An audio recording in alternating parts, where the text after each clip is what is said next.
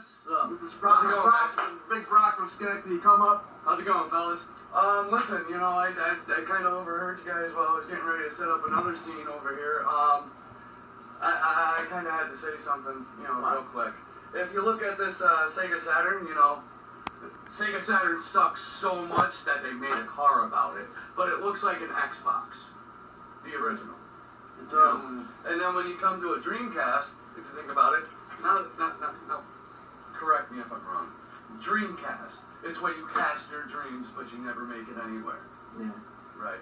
Okay, so that's what I want to stop it and say. So you're real saying quick, Illuminati? in a sense.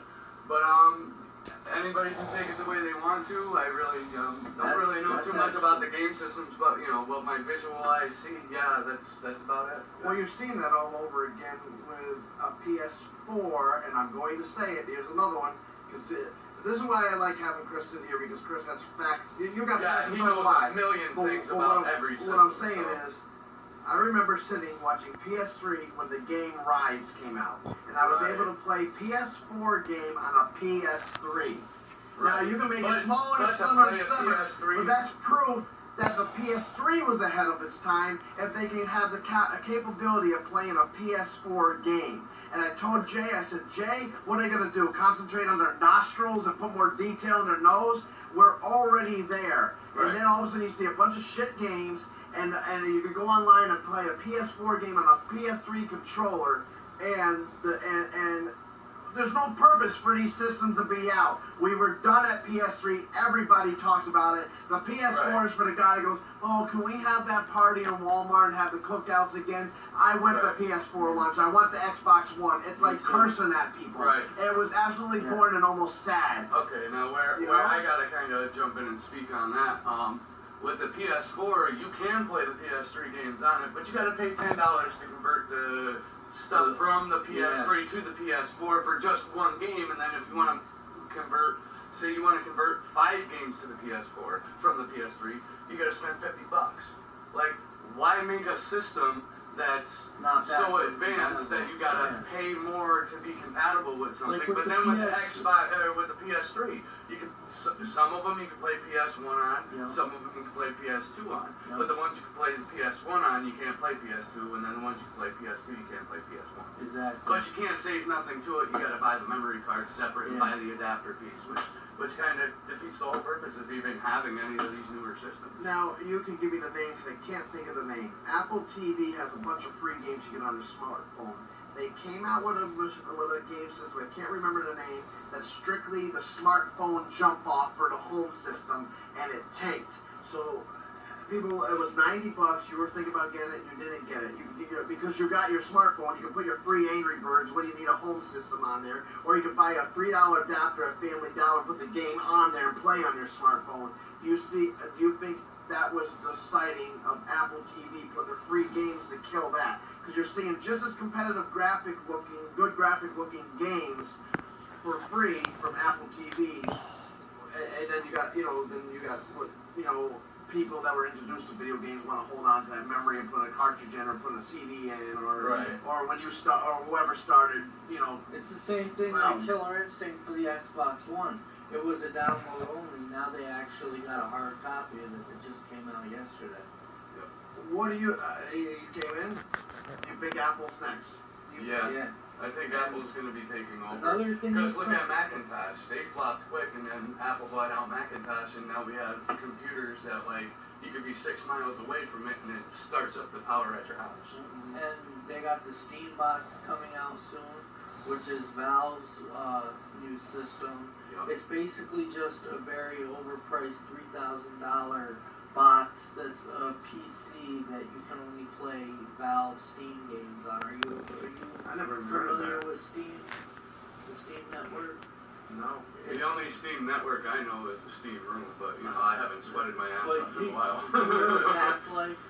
Half-Life 2, the Orange Box game. Yeah. Counter-Strike. That was a good one. Counter-Strike's also a good one. Well, it's basically the company that made those games made the Steam box, and that's coming out in about a year. It's going to cost $3,000. It's basically a very overpriced PC that can only play Steam games. Right. You buy the network card for $20 at the store. You can already get it for PC. PCs, but this device is just gonna be for that and that alone. I was in the mall today and I saw something where you get let's make it up, pay $10 a month and you get unlimited music, which is a competition to illegal downloads. I think the games are next. Yeah. Yeah. And it's already there already with the games. So do we see people running back to the retro games? When you got places like GameStop that sells games and you can buy it off your TV, and people want to keep on having the hard copies, I hope we're not seeing the death of video games in general in terms of having that long waits in line, having a physical cartridge to put in. You know, it's the same thing like video rentals. Blockbuster and Hollywood Video are no longer there. Right. And you go to Because Redbox. Blockbuster came And, out, and because they came out and you so can- fast and they tried to make mass stores and everything, Blockbuster flopped, which now we're looking at what?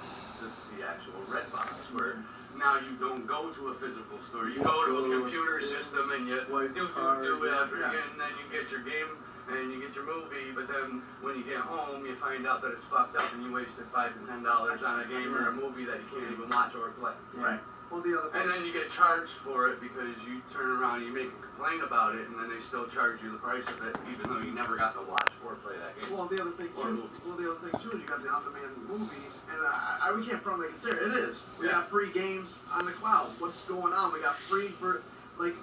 Is it gonna get to the point where? Another thing is Why like go and pay? PlayStation Network. Like what you're saying is, why go and pay money for an actual solid game when you can go and download it for The free? valuable of everything is Right. being calmed down. And here, the music's free, so there's no value in that.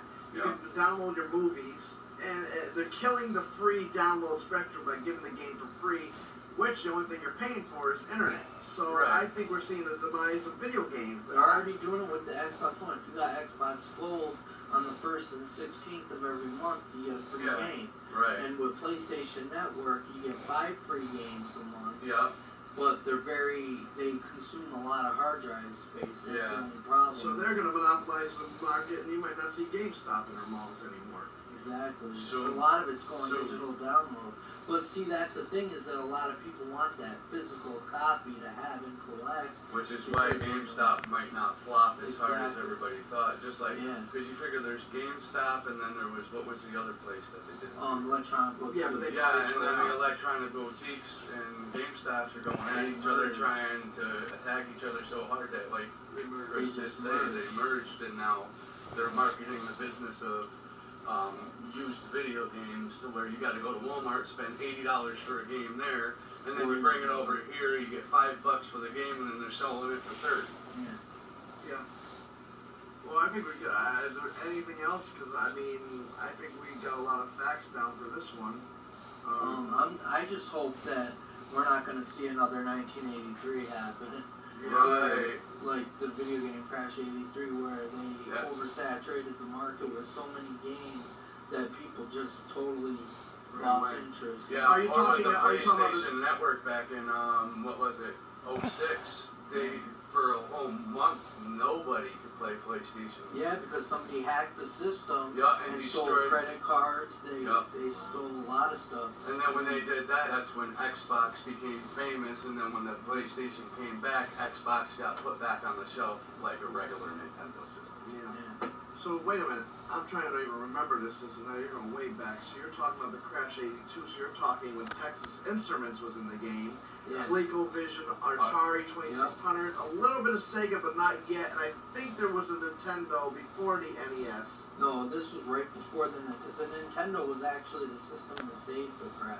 Right. When the Nintendo came out, Donkey Kong and Super Mario Brothers saved the industry Yeah. single-handedly. Mhm.